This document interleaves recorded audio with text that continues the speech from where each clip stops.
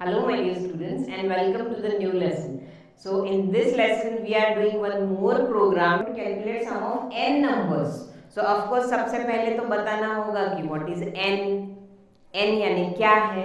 So n यानी user enter करेगा, उसको 10 नंबर की सम करनी है या फिर 20 नंबर की सम करनी है या फिर 5 नंबर की सम करनी है. So of course user have to input value of n first.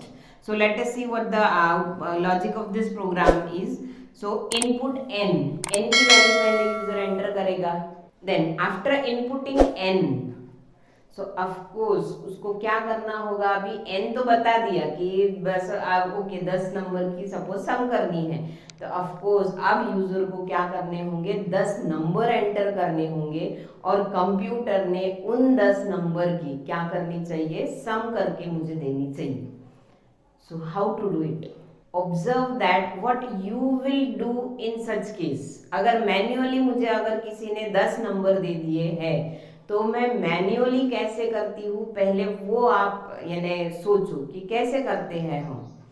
Of course मेरा दिमाग इतने जल्दी काम करता है कि वो क्या करता है ये भी मुझे पता नहीं चलता, लेकिन अभी आपको आपके दिमाग पे काम करना है कि मेरा दिमाग क्या कर रहा है.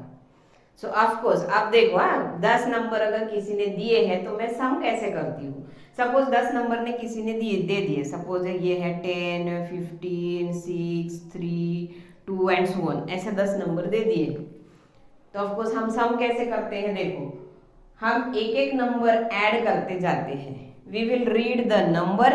पहले मेरा सम है, प्रीवियसली मेरा सम में कुछ भी नहीं है, सम इक्वल्स टू प्रीवियसली 0. अब मैं करती क्या हूँ, read the next number read करती हूँ, सम में ऐड करती हूँ. Now my sum becomes 10. Then we will again read next number. So जैसे आप करेंगे ना, इतनी जल्दी इजीली आप कर लेते हो. हाँ, they are 10 + 15 is 25, 20 + 5 + 6 that is 31 + 3 is 34. अब मैं जो कर रही हूँ वही मैं एनालाइज कर रही हूँ. देखो पहले मेरे सम में 0 था, मैंने 10 ऐड कर लिया. अब मेरे सम में यानी दिमाग में कहीं तो भी कुछ तो भी वेरिएबल होगा. मेमोरी में मेरे अभी वैल्यू कितनी स्टोर है, 10. फिर 10 को मैं क्या करती हूँ, नेक्स्ट नंबर ऐड करती हूँ. So next number will be equals to 50. Now मैं सेम मेमोरी में कहा जाएगा मेरा, कौन सा नंबर जाएगा, 25. ओके, मैं 25 ध्यान में रखती हूँ और नेक्स्ट नंबर ऐड करते जाती हूँ. सो that means I am calculating new value of sum equal to previous value of sum, है ना. पहले 10 था सम, अब ऐड करने के बाद 25 हो गया, 25. देन 25 सम हो गया, तो अब उसी सम में मैं नेक्स्ट नंबर ऐड करती हूँ. सो नेक्स्ट सपोज नंबर, ऐसे नंबर ही लिखती हूँ. सो that means I am doing this. My next sum, my new sum equals to my previous sum plus next number. So बस मैं यही करती हूँ. लेकिन ऑफ कोर्स इसके पहले sum is equal to sum plus number करने से पहले मुझे क्या करना होता है, रीड द नंबर. सो इसके पहले ऑफ कोर्स रीड नंबर. अब रीड यानी मैं आंखों से रीड कर सकती हूँ. सो यहाँ पे रीड यानी मुझे क्या करना होगा, कंप्यूटर को इनपुट करना होगा. सो input the number, add it to sum, input the number, add it to sum, input the number, add it to sum. ये चलते रहेगा. ऑफ कोर्स कितनी बार चलते रहेगा, जो वैल्यू आप कौन सी एंटर करते हो, n. जैसे कि मैंने 10 अगर बोला है तो 10 नंबर रीड करो, ऐड करो, रीड करो, ऐड करो, 10 बार नंबर रीड करो, ऐड करो, चलते रहेगा. सो यानी मुझे सिर्फ ये प्रोसेस रिपीट करनी है. इनपुट द नंबर, रीड की बजाय मैं यहाँ पे क्या लिखती हूँ, input. So input the number, add it to sum, input number, add it to sum, input number, add it to sum, and repeat these steps. Repeat these steps. कितने time, n times. So these number of steps I want to repeat for n times. So n times repeat कैसे करना है आपको पता है. Use for statement और while statement और do while statement, कितना भी कौन सा भी लूप आप यूज कर सकते हो. लेकिन अगर मुझे पता है कि fixed number of times read करना है, fixed number of times repeat करना है, then better to use the for statement. So So this is the logic of the program. So now we will write the program for same. So main function. So here I will be requiring variable n. After that variable num to input the values. Suppose I input here, suppose I write here number, comma, and a variable to store the value of sum. Previously sum will be equals to 0. Of course first you have to enter the value of n. So I am printing message that is enter n, or you can give more user friendly statement or message that how many numbers you want to add. Scanf. Now I want to repeat these steps for n time. So for that, for how many times I want to repeat? N number of times. So write any loop which will be repeat for n times. N time repeat होने वाला कोई भी loop आप लिख सकते हो. So of course simple loop is from 1 to n. So 1 to n loop repeat होगा. Where पहले लूप में मुझे क्या करना था? पहले नंबर इनपुट करना है. सो इसलिए मैं अच्छा सा मैसेज लिखती हूँ, printf एंटर नम. इसको हम थोड़ा सा और चेंज करेंगे बाद में.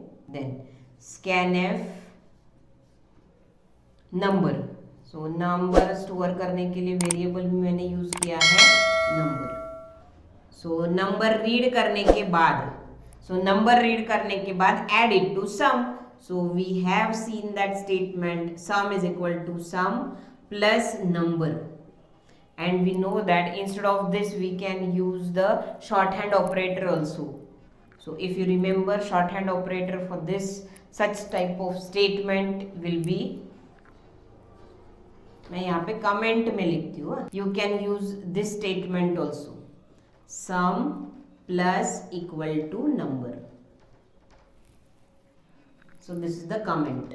So this is the comment. अब okay, sum हो गया, हो जाएगा एडिशन. नंबर एंटर होगा, सम में ऐड होगा. सो ओके, ये पूरा होने के बाद अब यहाँ पे देखो मुझे रिपीटेशन तीन स्टेटमेंट रिपीट करने हैं. That means you must have to include the opening and closing braces.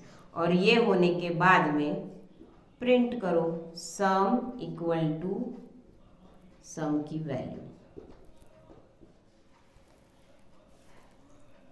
So see this is the program. Simple program is this, जिसमें 100 नंबर्स चाहिए तो 100 नंबर्स की भी एडिशन होंगी.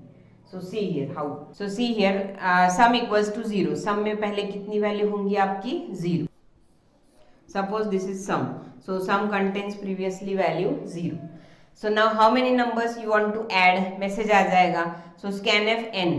सपोज मुझे 4 नंबर की एडिशन करनी है, 4 नंबर्स की एडिशन करनी है. Suppose I input the value 4. अब यहाँ पे for i equal to 1 i less than equals to n, that means i less than equals to 4. So first time i की वैल्यू 1 है तो मैसेज आ जाएगा एंटर नम. सो अब मुझे जो एंटर नंबर, सॉरी यहाँ पे मैं अच्छा सा मैसेज दूंगी एंटर नंबर. अब एंटर नंबर के सामने मुझे नंबर का कौन सा नंबर है ये भी लिखना है. जैसे फर्स्ट टाइम आना चाहिए एंटर नंबर 1, नेक्स्ट टाइम आना चाहिए enter number 2, then enter number 3, enter number 4, ऐसे मैसेज आना चाहिए. सो ऑब्वियसली यहाँ पे जो नंबर का नंबर है that is number i, that is variable i. First time यहाँ पे i की वैल्यू 1 होंगी तो 1 प्रिंट होना चाहिए. नेक्स्ट टाइम i की वैल्यू 2 होंगी तो यहाँ पे 2 प्रिंट होना चाहिए. सो यहाँ पे मैं लिखती हूँ %d, i. सो अब देखो i की वैल्यू 1 है, मैसेज क्या आएगा? एंटर नंबर 1, और उसके बाद में नंबर एंटर करो. सपोज नंबर की वैल्यू मैंने इनपुट की है, ये है सपोज आपका वेरिएबल नंबर. सो नंबर की वैल्यू सपोज मैंने फर्स्ट टाइम एंटर की है 16. नंबर की वैल्यू कितनी है? 16. Now sum is equal to sum plus number. So sum में कितना है? पहले 0 प्लस नंबर यानी कितना? 16. So sum now contains value 16. Next time i की वैल्यू इंक्रीमेंट हो जाएंगी, i प्लस प्लस यानी i की वैल्यू 2. मैसेज आ जाएगा एंटर नंबर i की value that is 2. So enter number 2 message आएगा. scanf number. सो फिर से दूसरा नंबर एंटर कर दो। सो ऑफ कोर्स अगर आप दूसरा नंबर एंटर करते हो तो पहला नंबर चले जाएगा, है ना। पहला नंबर कौन सा था, अब आपको समझने के लिए मैं यहाँ लिख देती हूँ। सो पहला नंबर कौन सा था 16, लेकिन जैसे ही आप नंबर इनपुट करते हो पहली वैल्यू चले जाएंगी। सो नेक्स्ट नंबर मैंने एंटर कर दिया 10। Now sum is equal to sum plus number. So sum में पहली कितनी वैल्यू थी 16, 16 प्लस 10। सो 16 प्लस 10 यानी कितनी आ जाएंगी वैल्यू 26। Now some contains 26।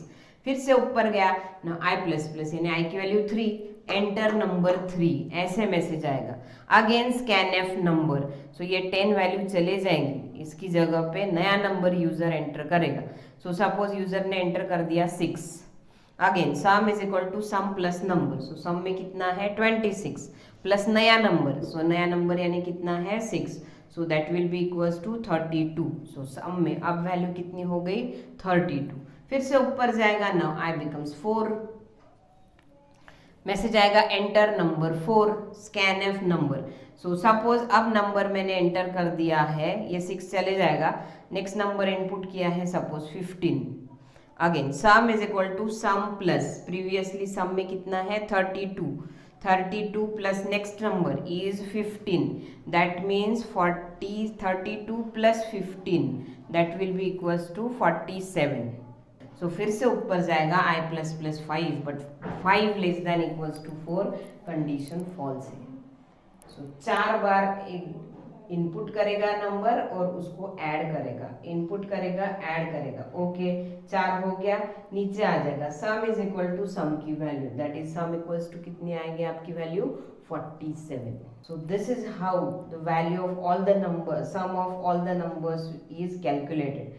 देखो पहले 16 था, बाद में उसमें 10 ऐड हो गया, दैट मीन्स 26 हो गया। बाद में उसमें 6 ऐड हो गया, दैट इज 32 हो गया। 32 में लास्टली कौन सा नंबर ऐड हो गया 15। तो आपकी सम कितनी आ गई 47।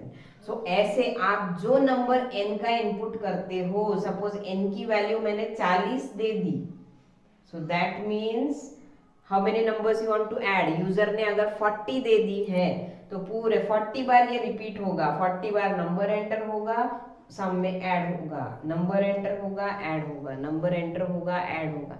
ऐसे कितनी टाइम्स होने वाला है 40 टाइम्स। सो यानी इसमें कोई लिमिटेशन नहीं है कि कितने नंबर्स ऐड होते हैं। आप जितनी n की वैल्यू दोगे उतने नंबर्स वो क्या कर देगा ऐड कर देगा। So let us see this program on our computer. So this is the same program which I have explained to you. So let us run the program. So here the variable I is not declared. So I am declaring the I variable here.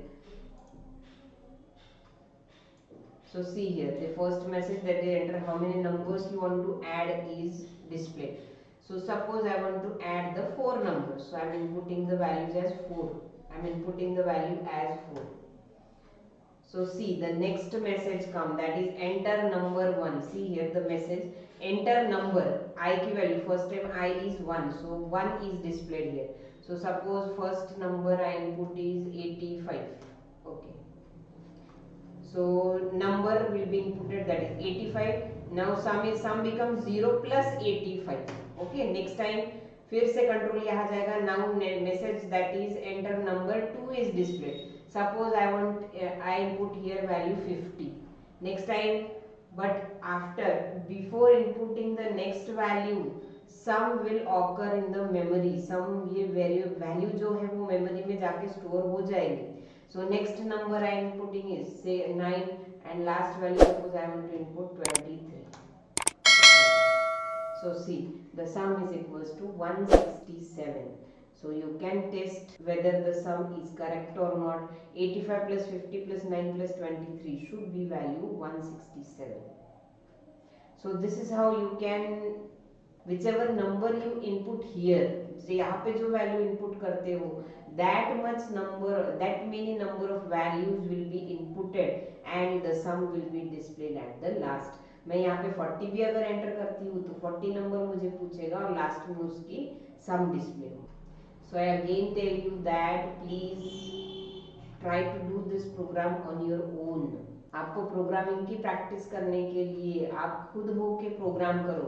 So there is some exercise for you in this program. You have to calculate the average of these numbers. So that means after calculating the sum, average should be printed here. So average will be equals to what? Sum upon the number of values. So that is 4. So 160 upon 4, 167 upon 4 should be displayed here. हर एक programme में इन्हें जो भी आप value enter करते हो उसका average भी डिस्प्ले होना चाहिए. सो ये चेंज आपको इस प्रोग्राम में करना है.